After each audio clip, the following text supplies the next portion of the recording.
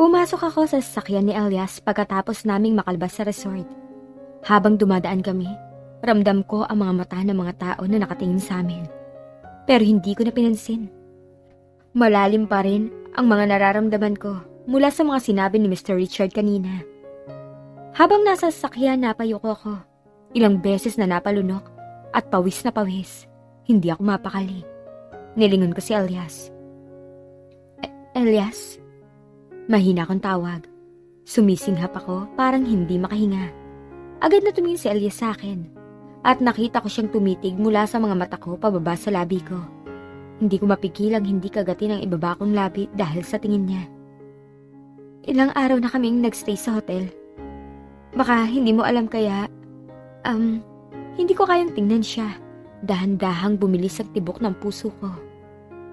Hindi pa kami nakakabalik sa bahay namin mula sa resort. Habang nagsasalita, pilit kong iniiwasan ang mga mata niya. Naramdaman kong sasakyan na magmadaling umandar. Elias? Parang gusto ko na sanang magkwento pero nagdalawang isip ako. Hindi ko makakalimutan ang mga galit na salita ni Mr. Richard kanina. Anak siya ni Mommy. At ngayon natutunan ko na siya. Ang tunay na anak, hindi ako.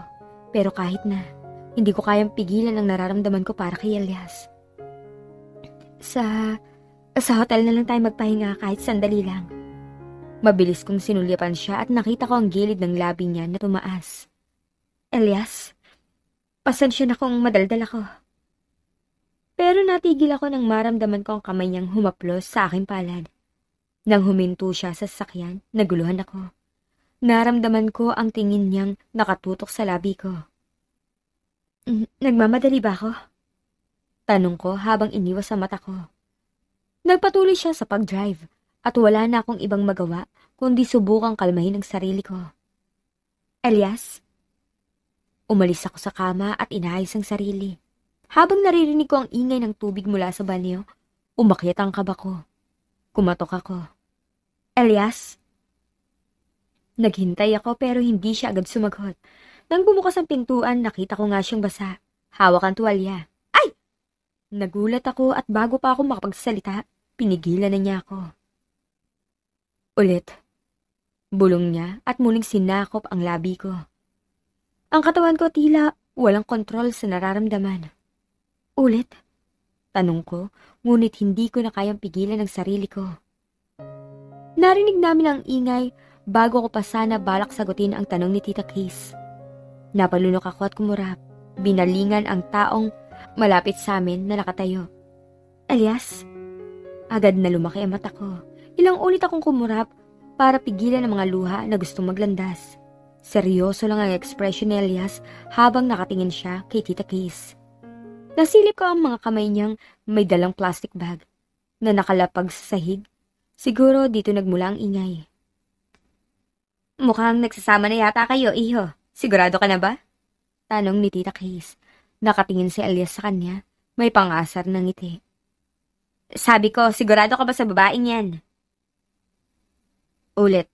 Napahinto ako. Dahan-dahan ako napatingin kay Elias. Natigilan si Tita Case sa kinalalagyan niya. Anong? Tinuro ako ni Elias pagkatapos nilapitan kami. Gusto ko sanang matras pero hindi sumusunod ang mga pako. Muling tinuro ni Elias ang sarili niya tapos ako. Tumitig siya ng diretso sa mga mata ko. Kasal. Napakagat ako sa ibaba ng labi ko nang marinig ko ang sinabi niya. Nayakap ako ng mahigpit sa bewang ni Elias. Sumulyap ako kay Tita Case. Nakita ko nanlaki ang mga mata niya at parang umaatras, nanginginig. Iyo? Ramdam ko ang panginginig sa boses ni Tita Case. You can't marry her. Elias, anak siya ng mama mo. Anak siya sa ibang lalaki. Napapikit ako nang maramdaman kong tinakpan ni Elias ang mga tainga ko gamit ang kamay niya. Kahit may harang na sa mga sinabi ni Tita Case, may ilang salita pa rin ako naririnig mula sa kanya. In the resort, naalala mo yung mantsa ng dugo sa labas ng kwarto ng babaeng yan? Natigilan ako. Mantsa? Bumalik sa isipan ko ang mga pangyayari nung nasa resort kami. Inalis ko ang kamay ni Elias sa tainga ko. Hinarap ko si Tita Case nang nangingintab ang mga mata. Ikaw ang may gawa nun? Tanong ko habang dahan-dahang lumalapit sa kanya. Akala ko may mangyayaring masama. Akala ko may makakabangga na kami dahil sa ingay mula sa labas ng pintuan. Oo, ako. Gusto kita matakot, kaya ako ginawa yun. Nahahalata ko naman na wala ka talagang pagtingin sa anak ko eh. Kasi hindi ko siya mahal. Kailangan ba talagang mahalin ko siya? Batas ba kayo ha? Puso ko titita. At itong puso ko to, kay Elias lang malakas na tumitibok. Sigaw ko pagkatapos ay mabilis na tumalikod. Hindi ko naramdaman na sumunod si Elias. Nanatili siyang nakatayo, tila natigilan sa sinabi ko. Naglakad ako papasok sa kwarto pero natigilan nang makarinig ng mga salita mula kay Tita Kiss. Kung hindi mo pakakasalan si Luis, umalis ka. Umalis kayong lahat. Mas bumigat ang naramdaman ko. Paano kung ayaw naming sumunod sa gusto mo? Then, wala ka nang magagawa kung hindi pakasalan ng anak ko. Kilala mo na ako. Pero hindi mo pa alam ang buong pagkatao ko. I can and I will. Tin? Nasunog ko nga yung bahay niyo nang wala kahirap-hirap. Yung pagpilit pa kaya sa'yo na pakasalan si Luis? Natigilan ako. Nasunog? Nakarinig ako ng pagkasa ng armas. Hindi ako lumingon. Takot na ang nararamdaman ko. Napailing ako. Nasunog ang bahay namin? Ba't hindi ko alam yun? Narinig ko ang mabilis na hakbang papalayo. Napaawang ang labi ko at pilit na inaalis sa isip ang kaganapan. Elias. Tinawag ko siya. Ang tanging nagpapakalma sa akin. Ilang segundong lumipas ay naramdaman ko agad ang init ng kamay niya sa bewang ko. Naramdaman ko siyang idinikit ang katawan niya sa katawan ko. Ipinwesto niya ang ulo niya sa leeg ko at nagsimula siyang maglakad patungo sa kwarto. Napatili ako nang maramdaman kong humiwalay siya mula sa yakap at mabilis akong binuhat. Tinitigan ko ang seryosong itsura niya habang naglalakad kami papunta sa kama. Hindi ko mapigilang hindi mapangiti. Gusto ko sanang haplusin ang pisngi niya. Ngunit, agad ko rin itong inalis sa isip ko. Siya, mahal ka rin ba niya? Parehas ba kayo nang nararamdaman? Habang iniisip ang mga sinabi ni Tita Kiss, hindi ko napansin ang malambot na kama sa hotel na nahulog ako. Sa kabila ng kwarto, nakita ko si Elias na nakaupo sa gilid ng kama. Bakit ba lagi siya ganun makatingin? Hindi naman sayaw ko ha, pero kasi galit ako. Iniwan niya ako mag-isa sa kwarto. Lumabas siya nang hindi nagpapaalam sa akin. Bakit ko ba ito iniisip? Hindi naman kami Ulit, natigilan ako. Dahan-dahan kong tiningnan si Elias. Ano? Hindi ko maintindihan ang mga salitang inuulit niya. Nilapit niya ang mukha niya sa akin at hinalikan ako. Naramdaman ko ang kilig. Napalunok ako para kami mag-asawa kung titingnan. Ulit. Anong ulit? May uulitin ba? Ibinaba ko ang labi ko. Nakita kong kunot noo siya, tinahak ang buhok kong malapit sa tainga. Nagugutom ako. Mahina akong sabi. Nahihiyang sumulip sa kanya. Tumayo siya at naglakad patalikod. Parang mapapangiti ako ng lihim. Mukhang alam ko na kung anong gusto niyang ulitin. Hindi ko mapigilang hindi siya sulipan. Kada subo, pinagmamasdan ko siya. Alam kong nahihiya siya. Elias? Tinawag ko siya, nakangiti pa ng mahinto siya sa pagkain. Yung plastic bag na dala niya kanina, ang dahilan kung bakit siya umalis, ay pagbili pala ng pagkain mula sa labas ng hotel. Yun pala ang kinakain namin. Saan mo ito nabili? Alam ba niyang paborito ko ito? O baka ito na lang ang naisip niyang bilhin? Siyempre, bilyonaryo siya. Alam kong kayang-kaya niya kumain ng mga mamahaling pagkain. Pero nakakagulat pa rin, lalo na't isang verano pa. Elias. Tinawag ko siya ulit. Nakita ko nagdadalawang isip siya bago niya pinakita ang mukha niya. Muntik pa akong matawa sa kahihiyan niya. Ulit? Tanong ko. Tumaas ang gilid ng labi ko. Napahagikik ako. Bumalik ako sa pagkain, nag-iisip ng pwede kong asarin sa kanya. Pero natigilan ako nang makarinig ng katok. Agad namang tumayo si Elias. At sinulipan ako bago siya naglakad papunta sa pintuan. Naghintay ako sa lamesa. May pagkain mula sa karinderya ng hotel na sigurado akong siya ang bumili. Napangiti ako. Parang kanina lang, dami nang narinig ko masasakit na salita. Pero andyan si Elias. Hindi niya ako iniwan. Napangiti ulit ako, hindi ko mapigilan magpasalamat sa mga galaw ni Elias. Alam kong hindi siya makapagsalita pero naniniwala ako. Naniniwala ako may pagtingin rin siya sa akin. Naramdaman ko siya sa likod ko. Nakatayo siya at pinaharap ako sa kanya. Titig na titig siya sa akin. Iniiwas ko ang paningin ko at tiningnan ng kamay niyang may hawak na long brown envelope. Ano yan? Napatras ako nang magsimula siyang maglakad papalapit. Elias? Kasal. Napatingin ako sa envelope na inilahad niya sa harapan ko. Tiningnan ko siya, saka tumingin muli sa envelope. Dahan-dahan ko tong kinuha gamit ang dalawang kamay. Kagat-kagat ko ang ibabang labi ko. Contract? Napalunok ako nang makita ang laman.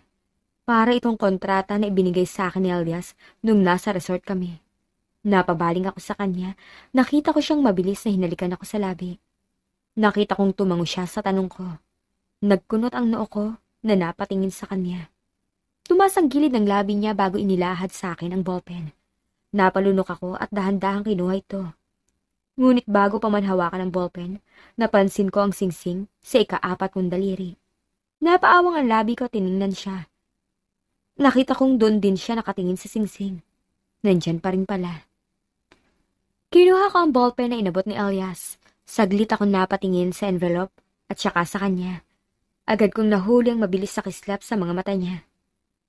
Sigurado ka ba dito? Tinatanong ka lang, sigurado ka ba talaga? Iniiwas niya ang tingin niya, parang naiinis. Binitiwan niya pagkakahawak sa bewang ko at bumalik sa lamesa. Lumapit ako. Elias? Hindi siya tumigil sa pagkain, parang hindi ako naririnig. Pinagmasdan ko siya.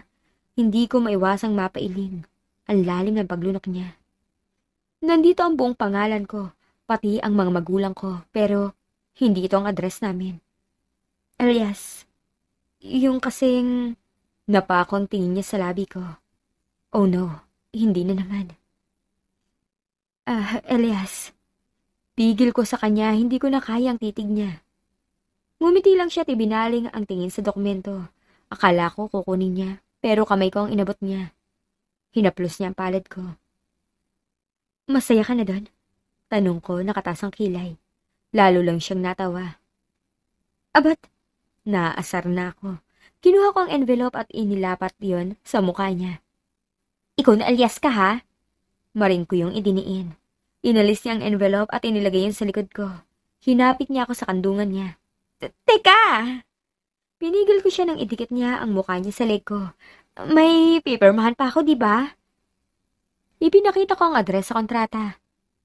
Iba naman yung address na nakalagay rito eh. Kumuha siya ng cellphone, nag-type, saka inabot sa akin. That address is ours. Magiging asawa rin naman kita, kaya ayos na yan. Natigilan ako. Natin? Anong bahay? Ngumiti siya at muling nag-type. Just sign the contract, Tin. Napatingin ako sa kanya, tapos sa kontrata. Pagkatapos nito, ano na ang... Dahan-dahan kong nilagdaan ang kontrata habang nakakandong pa rin. Pero kabado pa rin ako. Bigla kong naramdaman ang palad niya sa pisngi ko.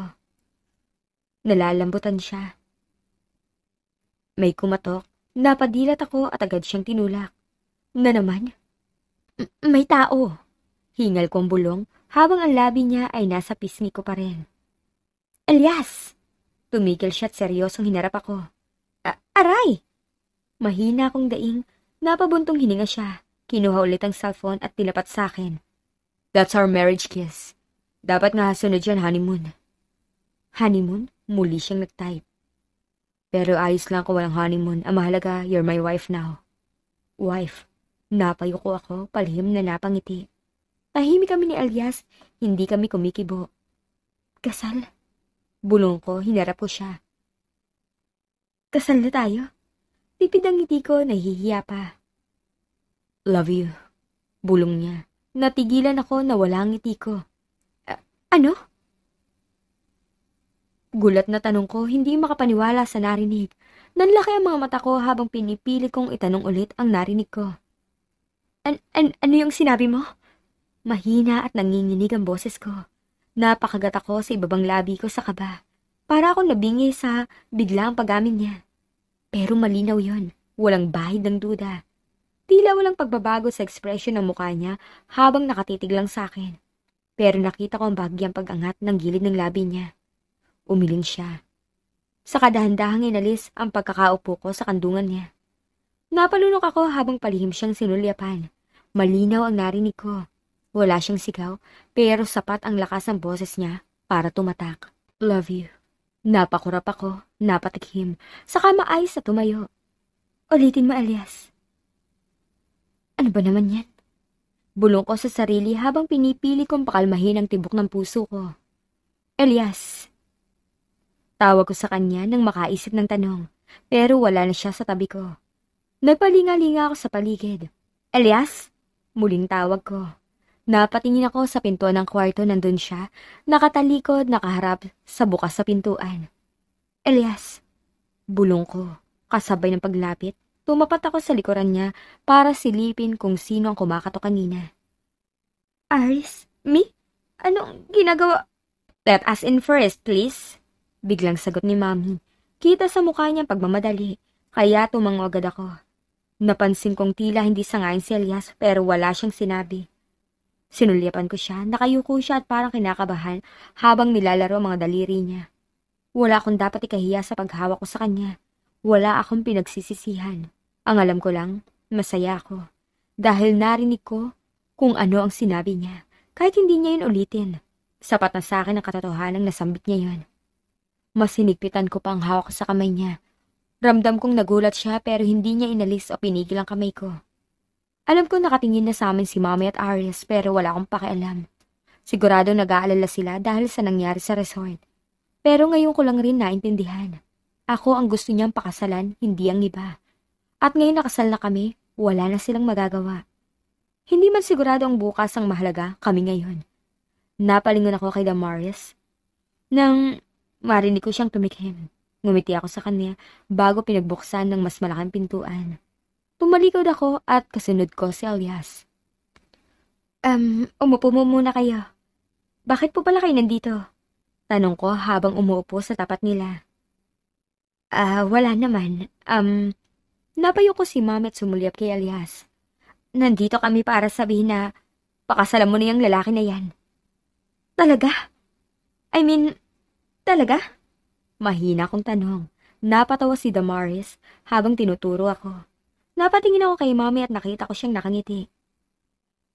By the way, may gusto ko mausap sa inyo sa labas.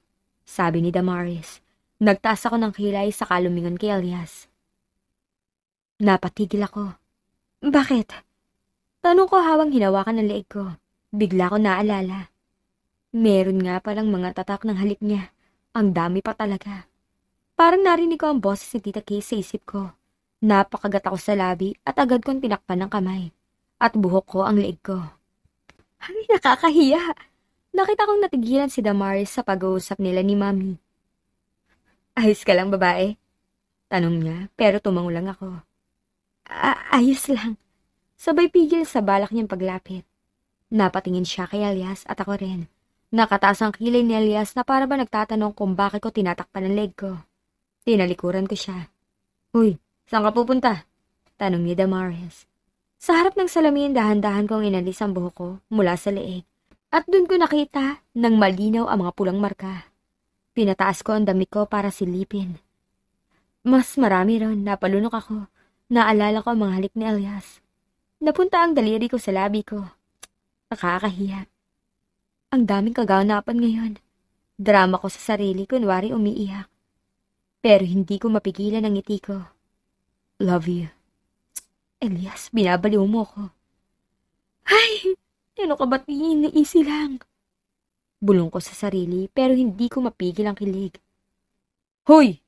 Nagulat ako, napalingon agad ako sa boses ni Damaris. Sumilip sa pintuan ng banyo saka pumasok at sinara to. Kinikilig ka no? Taas kilay niyang tanong. Agad akong umiwas. Bakit ako kikiligin? Ay sus! Lumapit siya. Teka lang. Sandali lang, may titingnan ako. Sabay lapit ng mukha niya sa leg ko. Ano yan? Sigaw niya, tila gulat na gulat. At paano ka nagkaganyan? Hindi ko alam. Hindi ako bobo, tell me. Na ganun na kayo, no? Hindi. Sinungaling. Nag-ano na kayo? May laman na ba yan? Loko ka! Umisi lang siya na parang naaaliw sa asar ko. Nakakainis talaga. Me? Mahina akong tawag kay Mommy nang makita ko nakaupo siya sa sofa katabi ni Elias. Nasa kaliwa siya nito habang si Elias naman nakatingin lang sa harap, tahimik at seryoso. Alam ko may hinanakit pa rin si Elias kay Mommy. At kung ako ang nasa kalagayan niya, baka ganun din ang maramdaman ko. Iniwan siya ng sariling ina nung bata pa siya, para sa lalaking kakakilala pa lang. Isang kasalanang mahirap palampasin. Hindi ako galit kila Mommy at Daddy. Hindi ko rin alam ang buong dahilan kung bakit siya umalis nun. Pero mali yun. Hindi niya dapat basta iniwan ang anak niya. Lalo na't bata pa ito noon. Bata na nangangailangan ng kalinga at pagmamahal. At ang mas masakit pa, hindi siya kinilala ng sarili niyang ama. Kahit na pinalaki siya nito, tinuring lang siyang isang pamangkin. Buti na lang at nagkaayos sila ngayon ni na Daddy, Mommy at Tito Fanyo. Kahit hindi kay Elias siya, naging tunay na ama, naging mabuti pa rin siya sa kanya. At ang mahalaga, natapos din ang galit sa pagitan nila. Hoy, tulala ka! Napakurap ako at napalingon sa gilid ko. Si Damaris. Wala. Sagot ko habang umiiling. Sinulipan ko si Mommy at doon ko napansing nakatingin na sa kanya si Elias. Napalawak ang mga mata ko. Napangiti ako ng tipid. Saka binilisan ng lakad papalapit sa kanila. Gusto mo sa kakilala ko? Masarap ang pagkain doon, sabi ni Mommy, nakangiting nakatingin kay Elias. Mukhang ayos sa kayo Ang daldal mo. Saan kayo pupunta, Mi? Tumikim ako at sinulipan si Elias. Nakatingin pala siya sa akin, may maliit na ngiti sa labi. Napakurap ako at ibinaling ulit ang tingin kay Mommy. Sa kainan na kakilala ko. Sagot niya, saka muling tiningnan si Elias. Pero Mi, lumingon ako sa lamesa ang kinainan namin. Napansin ko ring napatingin din doon sila. Nanginginig ang boses ni Mommy. Pero pwede pa naman kami kumain. Hindi pa kami busog, Mi. Magliligpit muna ako sa labas na kayo maghintay, Mi. Naroon pa mga pinagkainan namin at Mabilis ako naglakad at dinampot ang kontrata ng kasal namin ni Elias. Itinago ko ito sa loob ng damit ko. Bahala na kung makusot. Bigla kong naramdaman ang presensya sa likod ko. Yumakap sa akin mula sa likod si Elias mahigpit habang ramdam ko ang hininga niya sa leg ko. Elias, gusto kong lingunin si Mommy. Tingnan kung nakita ba niya pero hindi ko magawa. Dikit na dikit ang katawan ni Elias sa akin. Ramdam ko ang halik niya sa leg ko. Dun sa parte kung saan iniwan niya ang mga marka niya. Ano to? Nanginginig pa rin ako habang pinapakita niya sa akin ang cellphone niya. May nakasulat doon. Don't call me by my name. Ano? Sinubsob niya ang mukha niya sa leg ko.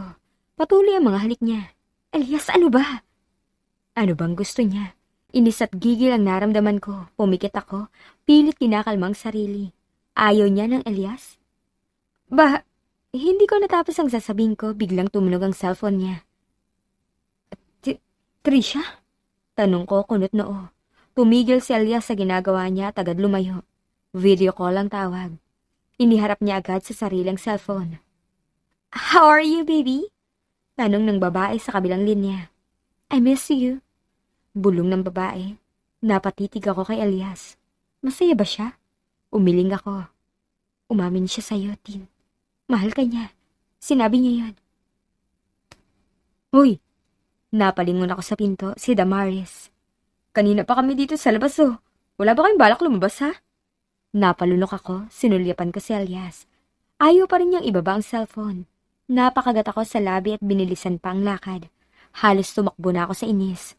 Pagdating sa pinto, hinila ko si Damaris sa tabi ko. Ayos ka lang? Nakita ko si Mommy, nakatingin sa amin. May pag-alala sa mukha. Nakita ko rin siyang nagtanong kay Damaris kung anong meron. Wala sa mood, tita. Nasaan pala si... Nandun sa babae niya.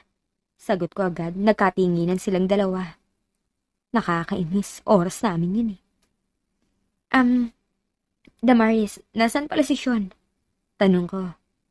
Nandun po siguro sa babae niya. Sabay tawa ni Damaris. Pumasok kami sa elevator. Tahimik ang lahat. Seryoso lang ang tingin ni Elias habang nakatayo sa likod namin. Nagulat ako nang maramdaman kong kami na lang ni Elias sa magkatabi. Sobrang tahimik. Ilang sandali pa, nakiliti ako sa likod. Napalingon si Mommy sa amin. Agad na inalis ni Elias ang kamay niya sa likod ko. Siya ba yun?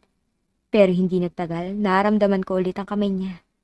Sa likod ng hita ko, hindi lumingon si Mommy, kaya nakuha ko ang lakas ng loob para tumingin sa kanya. Lalo pang dumi ng kamay niya, napapikit ako.